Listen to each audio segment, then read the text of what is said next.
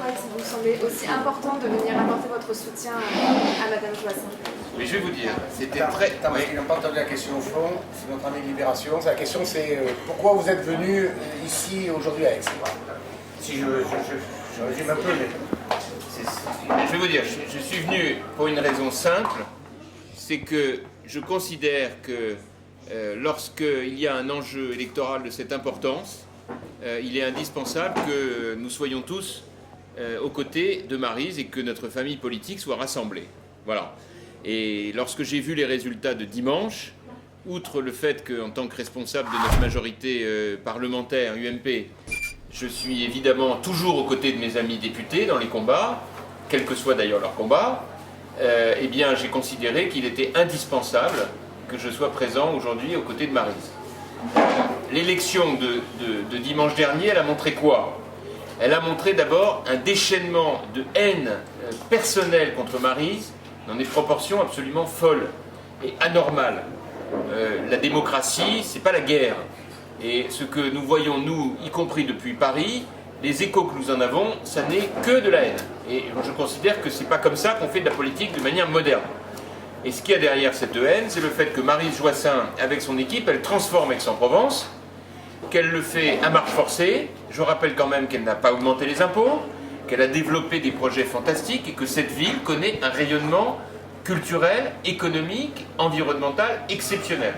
Que l'enjeu de la ville et que l'enjeu de la communauté d'agglomération est très important et que nous, on est là pour ça, on est là pour l'aider. Et c'est la raison pour laquelle, à la rencontre des militants, et tout à l'heure je verrai les décideurs économiques de l'ensemble de l'agglomération, j'ai voulu témoigner que nous avions besoin d'une mobilisation générale. Et c'est vrai qu'avec Renaud Muselier, avec Christian Kert, dont une partie de la circonscription concerne la ville d'Aix, eh ben, on est aux côtés de Maryse aussi pour ça. Et j'ai voulu, en venant aujourd'hui, battre le rappel. Il y a demain soir, il y a un meeting, et puis il y a surtout la nécessité d'une mobilisation totale jusqu'à dimanche. C'est ça qui est important. Oui. Comment estimez-vous le risque? Comment qualifieriez-vous le risque que la ville bascule? On ne peut jamais savoir avant. Si on s'en tient à l'arithmétique, Maryse gagne d'un chouïa. Mais la vérité, c'est que la politique, c'est pas de l'arithmétique. La politique, c'est une dynamique. Nous, et c'est ce que je disais tout à l'heure, absolument. Mais votre consœur n'était pas là, et ça m'aurait embêté qu'elle manque le truc. C'est pour ça que je l'ai redit.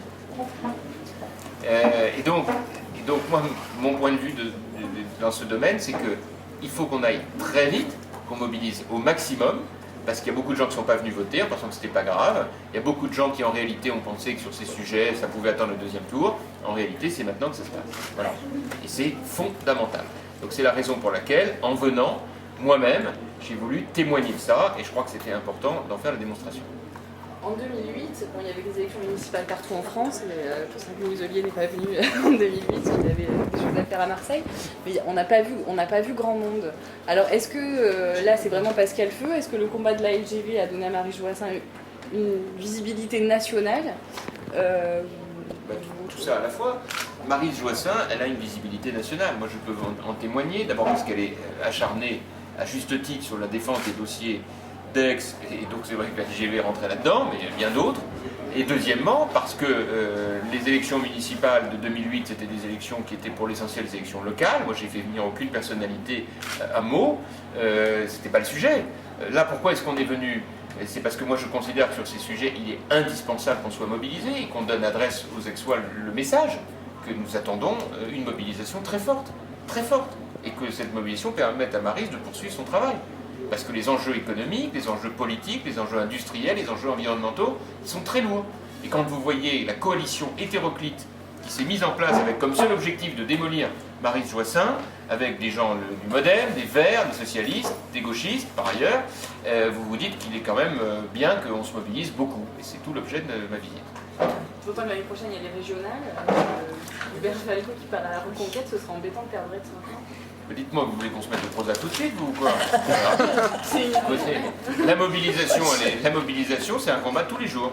Voilà. Donc aujourd'hui, notre objectif, il est de gagner Aix. Voilà. Et puis, si jamais il y a besoin ensuite de se mobiliser une nouvelle fois, on ira. C'est pas un problème. Hein. Vous savez, la politique, c'est tous les jours, tout le temps. Hein.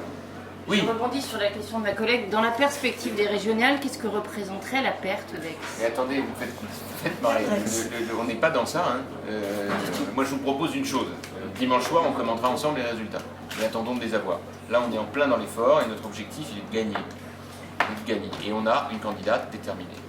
Je voudrais juste rajouter aussi par rapport au premier tour. C'est sûr, pour répondre à votre question, je répondais aussi tout à l'heure, si nous, Marseillais, on n'était pas montés, la dernière fois on était contre M. Guérini, qui est dans le secteur hein, quand même.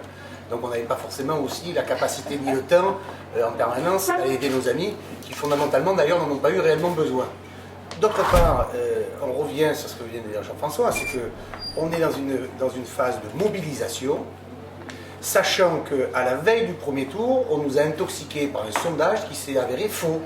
Ce que je vous ai dit jeudi soir d'ailleurs, où il y a plus de 4 points d'écart entre les pronostics que l'on donnait pour Madame Joissains et son équipe, par rapport à le chiffre qu'on lui donnait, et un résultat bien moins favorable à l'ensemble de ses adversaires, qui font un moins bien résultat dans sa totalité qu'en 2008.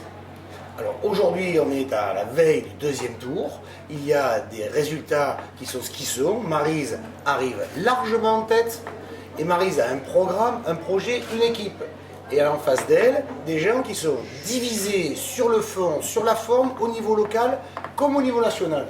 Et donc il est tout à fait essentiel de bien repositionner les choses, d'une part sur les résultats électoraux, et faire la différence entre les résultats électoraux, les pronostics et les faux sondages qui intoxiquent à la veille d'un premier tour.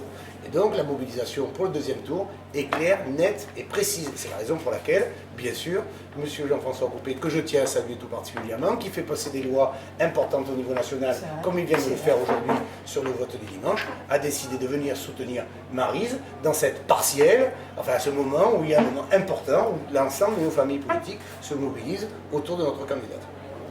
Et justement, Madame Joissains, justement, que pensez-vous? J'étais en train de me dire que heureusement que M. Medvedovski n'a pas le talent de ces deux-là. Parce qu'autrement, je risquerais de perdre dimanche. Mais le talent n'y est pas, le sérieux n'y est pas, rien n'y est. Et surtout, comme disait Jean-François Copé et comme le rappelait Renaud Muselier, c'est un assemblage hétéroclite qui est uni uniquement par la haine. Il n'y a pas de projet, il n'y a pas de programme, ce ne sont quand même pas des gens qui sont vierges. Monsieur de Peretti a lambiné, depuis l'âge de 20 ans, il se présente aux élections, il lambine dans les élections, présentant sa tête un jour au Modem, un jour à gauche, comme aujourd'hui, un jour à l'UDF. C'est quelqu'un qui est à multiples facettes, donc il ne peut pas donner l'impression aux Aixois qu'il est sérieux. Mais en ce qui concerne M. Medvedovski, je rappelle tout de même qu'il a géré la ville pendant 12 ans et que, très simplement, les Aixois se rappellent du béton, de l'absence de respect de l'environnement, et il se rappelle également d'un certain nombre de documents qui n'étaient pas et qui ne plaidaient pas en sa faveur au moment où j'ai repris la ville. Alors très clairement, je crois qu'en face, ils ne sont pas sérieux, ils ne sont pas crédibles, et leur seule défense maintenant, c'est de dire Maryse Joissains fait venir les ténors nationaux pour la défendre. Ben, en 2001, je n'ai pas eu besoin des ténors nationaux, en 2002 non plus, en 2007 non plus, en 2008 non plus, aujourd'hui. Si les ténors nationaux viennent, ben c'est parce que tout simplement, c'est la seule élection en France et ça leur fait plaisir de venir me soutenir. Et puis, comme je le disais tout à l'heure, eux, ça serait bien difficile pour eux de faire venir une quelconque tête nationale sans courir des risques. Donc, c'est pas parce que nous sommes groupés tous autour du président de la République dans une défense de la France dans le monde extraordinaire, comme le démontre tous les jours Nicolas Sarkozy, et c'est pas parce que nous sommes unis que nous nous soutenons que ça doit être un moins. Moi, je dirais plutôt que c'est un plus. Et pour répondre à votre question, madame ou mademoiselle, excusez-moi, tout à l'heure, je pars avec une mentalité de gagnante.